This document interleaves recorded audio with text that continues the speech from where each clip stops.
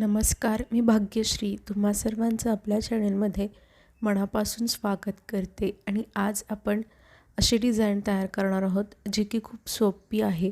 तर त्याकरिता इथे मी बॅकपार्ट कट करून ठेवलेला आहे, ज्याची पूर्ण उंची आहे 13 इंच, शोल्डर आहेत 5 इंच, आर्म होल म्हणजेच मुंडा आहे 5.5 इंच, छाती आलेली आहे 8 इंच आणि येथे कंबर बॅकडाट मिळून ती देखील आलेली आहे 8 इंच. त्यानंतर आता इथे आपण वरच्या बाजूला आपल्या गळ्याची मार्किंग करूयात. तर इथे मला माझे रेडी शोल्डर 2 इंच हवेत म्हणून मी अर्धा इंच मार्जिनचा घेऊन 2.5 इंचावरती एक मार्क करते आहे. त्यानंतर त्याच पॉईंटपासून खालच्या बाजूला टेपला ठेवून घेऊन जी माझी गळ्याची उंची आहे ती 9.5 इंच आहे. तर तेथे देखील एक मार्क करून मग त्याच्या जी खालची गळ्याची रुंदी आहे ती येथे मी 2.5 इंच घेते आहे. त्यानंतर इथे तुम्हाला व्हिडिओमध्ये दाखविल्याप्रमाणे एक बॉक्स तयार करून घ्यायचा आहे. तुम्ही मात्र तुमच्या अकॉर्डिंगली गळ्याची उंची आणि रुंदी घ्या. त्यानंतर आता इथे वरच्या बाजूने खालच्या साईडला व्हिडिओमध्ये दाखविल्याप्रमाणे 2.5 इंच घेऊन येथे देखील तुम्हाला एक बॉक्स तयार करून घ्यायचा आहे. आणि आता त्याच बॉक्समध्ये आपण नॉर्मली जसा गळ्याचा गोल आकार ड्रॉ करून घेतो ना, सेम तसाच इथे देखील तुम्हाला गळ्याचा गोलवा आकार अगदी व्यवस्थितरित्या ड्रॉ करून घ्यायचा आहे. त्यानंतर आता हा जो खालचा बॉक्स होता ना आपला, त्याच बॉक्समध्ये तुम्हाला येथे व्हिडिओमध्ये दाखविल्याप्रमाणे अगदी व्यवस्थितरित्या दुसरा गळ्याचा आकार ड्रॉ करून घ्यायचा आहे. जर तुमच्या लवकर लक्षात येत नसेल तर थोडंसं पाठीमागे जाऊन पुन्हा व्हिडिओ रिव्हर्समध्ये पहा. त्यानंतर इथे बघा, जे अगदी नवीन शिकणारे असतात त्यांना लवकर समजत नाही की बाहेरच्या बाजूला किती घेतलं आहे. तर इथे मी 1 इंच घेतलं आहे, म्हणजे आपला जो 2.5चा बॉक्स होता त्याच्या अगदी बाहेर मी 1 इंच घेऊन मग गळ्याचा असा आकार ड्रॉ करून घेतलेला आहे. त्यानंतर आता इथे तुम्हाला व्हिडिओमध्ये दाखविल्याप्रमाणे बॅक पार्टला ओपन करून असं अगदी व्यवस्थितरित्या मधोमध फोल्ड करून घ्यायचं आहे व्हिडिओमध्ये दाखविल्याप्रमाणे. आणि त्यानंतर हे ते हाताने थोडंसं टॅप करून घ्या, म्हणजेच थापून घ्या, जेणेकरून या साईडची डिझाईन आपली पलीकडच्या साईडला देखील ट्रेस होऊन म्हणजेच उमटून येईल. त्यानंतर इथे मी अस्तर आणि मेन फॅब्रिक घेऊन दोघांनाही अशा पद्धतीने राईट साईडवर राईट साईड म्हणजेच बरोबरीच्या बाजूवर बरोबरीची बाजू ठेवून घेतलेली आहे. त्यानंतर आता इथे तुम्हाला व्हिडिओमध्ये दाखविल्याप्रमाणे गळ्याची स्टिचिंग करून घ्यायची आहे. इथे एक गोष्ट लक्षात ठेवा, गळ्याची स्टिचिंग करत असताना जो आपला खालचा आकार येतोय ना, त्या दोघांच्यामध्येही थोडासा गॅप ठेवा, म्हणजे जेथून आपण ड्रॉ केलं आहे त्याच्या थोडंसं पलीकडच्या बाजूनेच व्हिडिओमध्ये दाखविल्याप्रमाणे स्टिच करून घ्यायचं आहे. इथे बघा, आणि मग पुन्हा जसा आपण गळ्याचा आकार ड्रॉ केला आहे ना, त्याच आकाराला अगदी फॉलो करत व्हिडिओमध्ये दाखविल्याप्रमाणे स्टिच करून घ्यायचं आहे. इथे गळ्याचा आकार स्टिच करत असताना एक गोष्ट लक्षात ठेवा, जेथे आपले कॉर्नर म्हणजेच टोक येतील तेव्हा नीडल म्हणजेच सुईला आतील बाजूस तशीच ठेवून घेऊन फक्त आपला जो हा बॅक पार्ट आहे ना त्याला फिरवून घ्यायचा आहे. आणि मग पुन्हा जसा आपला गळ्याचा आकार वळतोय त्याच आकारात अगदी व्यवस्थितरित्या इथे तुम्हाला व्हिडिओमध्ये दाखविल्याप्रमाणे संपूर्ण गळ्याची स्टिचिंग कंप्लीट करून घ्यायची आहे. आणि जर तुम्ही येथे व्हिडिओ काळजीपूर्वक पाहत असाल तर तुमच्या एक गोष्ट लक्षात आली असेल की गळ्याच्या आतील बाजूस मी त्याला बॉल पॉईंट पिन्स लावून पिन्सने सिक्युअर करून घेतलेला आहे, जेणेकरून जेव्हा आपण आपला गळा स्टिच करू तेव्हा आपलं कापड इकडे तिकडे हलणार नाही आणि आपण जसा गळ्याचा आकार ड्रॉ केला आहे अगदी तसाच तो स्टिच केला जाईल.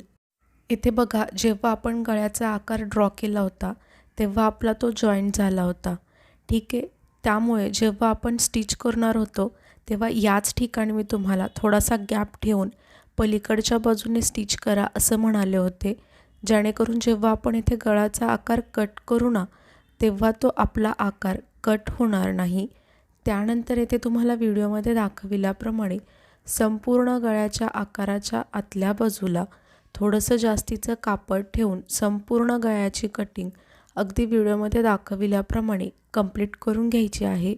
त्यानंतर आपण गळ्याच्या आतील बाजूस हे जे थोडं जास्तीचं कापड ठेवलं होतं ना, त्याच कापडावरती व्हिडिओमध्ये दाखविल्याप्रमाणे अगदी शेवटपर्यंत छोटे छोटे कट्स देखील देऊन घ्यायचे आहेत. त्यानंतर आता इथे तुम्हाला व्हिडिओमध्ये दाखविल्याप्रमाणे हे जे आपलं अस्तर होतं ना, त्याला आतील बाजूस म्हणजेच रॉंग साईडला अगदी व्यवस्थितरित्या पलटी करून घ्यायचं आहे. इथे मी तुम्हाला सांगितल्याप्रमाणे अस्तरला आतील बाजूस म्हणजेच रॉंग साईडला पलटी करून घेतलं होतं. त्यानंतर आता इथे आपल्याला जसा आपल्या गळ्याचा आकार दिसतोय त्याच आकारावरती टॉप स्टिच म्हणजेच दाबटीप देऊन घ्यायची आहे. इथे तुम्हाला जास्ती काहीच करायचं नाही आहे. जसा आपला गळ्याचा आकार दिसतोय त्याच आकारावरती इथे तुम्हाला पुन्हा एकदा स्टिच करून घ्यायचं आहे. इथे मी तुम्हाला परत एकदा सांगेल, जिथे आपले गळ्याच्या इथे कॉर्नर म्हणजेच टोक आलेले आहेत तेव्हा नीडल म्हणजेच सुईला आतील बाजूस तशीच ठेवून घेऊन फक्त बॅक पार्टला फिरवत पुन्हा जसा आपल्या गळ्याचा आकार वळतोय त्याच आकारात त्याला अगदी व्यवस्थितरित्या व्हिडिओमध्ये दाखविल्याप्रमाणे शेवटपर्यंत स्टिच करून घ्यायचं आहे. त्यानंतर आता इथे तुम्हाला व्हिडिओमध्ये दाखविल्याप्रमाणे अस्तर आणि मेन फॅब्रिक एकमेकांना चारही बाजूने अगदी व्यवस्थितरित्या इथे स्टिच करून घ्यायचं आहे. जर तुम्हाला हवं असेल तर नॉर्मली बघा, मी ज्या पद्धतीने तुम्हाला अस्तर आणि मेन फॅब्रिक एकमेकांना फॅब्रिक ग्लूच्या साहाय्याने स्टिक करायला सांगते, ती देखील तुम्ही इथे पद्धत वापरली तरी देखील चालेल. पण येथे मी ही पद्धत जे अगदी नवीन शिकणारे आहेत त्यांना समजावी म्हणून सांगितलेली आहे. त्यानंतर आता इथे हे जे जास्तीचं कापड दिसतंय ना, त्याला व्हिडिओमध्ये दाखविल्याप्रमाणे अगदी व्यवस्थितरित्या तुम्हाला कट करून घ्यायचं आहे. तुम्ही जर इथे अस्तर आणि मेन फॅब्रिक एकमेकांना फॅब्रिक ग्लूच्या मदतीने स्टिक केलं असेल तेव्हा देखील जे जास्तीचं कापड उरतं ना, त्याला देखील तुम्हाला सेम व्हिडिओमध्ये दाखविल्याप्रमाणे कट करून घ्यायचं आहे. त्यानंतर आपल्याला हे जे दोन्ही आपले बॅकडाट आहेत ना, त्याला स्टिच करून घ्यायचं आहे. इथे मी तुम्हाला हा एकच बॅकडाट स्टिच करून दाखवते आहे. सेम तुम्हाला याच पद्धतीने जो आपला दुसऱ्या साईडचा बॅकडाट आहे ना, त्याला देखील येथे स्टिच करून रेडी करायचा आहे. त्यानंतर येथे मी कमरपट्टीला स्टिच करून घेते आहे. इथे तुम्हाला जास्ती काहीच करायचं नाही आहे. नॉर्मली आपण ज्या पद्धतीने कमरेच्या बाजूला अर्धा इंच मार्जिन घेऊन सरळ अगदी शेवटपर्यंत कमरपट्टीला स्टिच करून घेतो, सेम तुम्हाला त्याच पद्धतीने येथे देखील कमरेच्या बाजूला अगदी शेवटपर्यंत कमरपट्टीला नॉर्मली आपण जशी स्टिच करून घेतो त्याच पद्धतीने स्टिच करून घ्यायची आहे. त्यानंतर इथे मी गोल्डन कलरची जी आपली समोसा लेस असते ना, तिला घेतलेला आहे आणि तिला अगदी आपला हा जो गळा आहे ना आपण स्टिच करून रेडी केलेला, त्याच गळ्याच्या कडावरती ठेवून घेऊन जेथे आपले कॉर्नर येतील त्या कॉर्नरमध्ये लेसला अगदी व्यवस्थितरित्या फोल्ड करून मग पुन्हा जसा गळ्याचा आकार वळतोय त्याच आकारात लेसला संपूर्ण गळ्याभोवती स्टिच करून घ्यायचं आहे.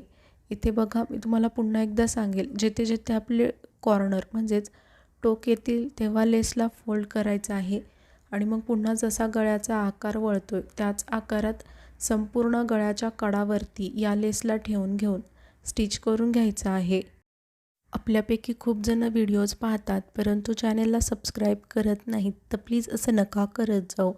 चॅनेलला देखील सबस्क्राईब करत जावा. काय होतं ना, मला देखील समजत जाईल की हां, मी जे व्हिडिओज बनवते आहे ते तुम्हा सर्वांना आवडत आहेत आणि तुमच्या उपयोगात देखील येत आहेत.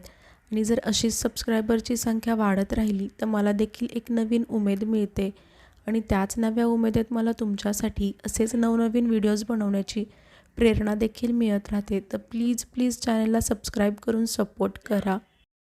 त्यानंतर इथे कमरेच्या बाजूला देखील मी सेम तीच लेस घेतलेली आहे आणि तिला देखील तुम्हाला इथे व्हिडिओमध्ये दाखविल्याप्रमाणे अगदी शेवटपर्यंत व्यवस्थितरित्या स्टिच करून घ्यायचं आहे.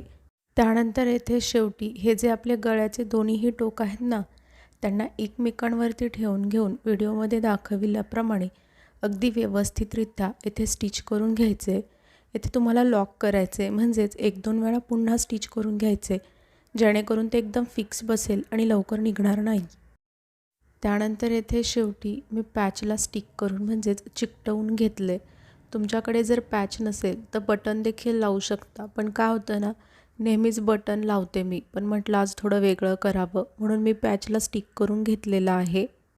आणि बघा आपल्या डिझाईनचा फायनल लुक दिसायला जरी सिंपल असली तरी देखील आपल्या बॅक पार्टवरती ती किती छान आणि उमटून दिसतीये। तुम्ही आणखीन चॅनलला सबस्क्राईब नसेल केलं तर प्लीज चॅनलला सबस्क्राईब करून सपोर्ट करा। व्हिडिओ अगदी शेवटपर्यंत पाहिलात यासाठी तुम्हा सर्वांचे मनापासून खूप खूप धन्यवाद।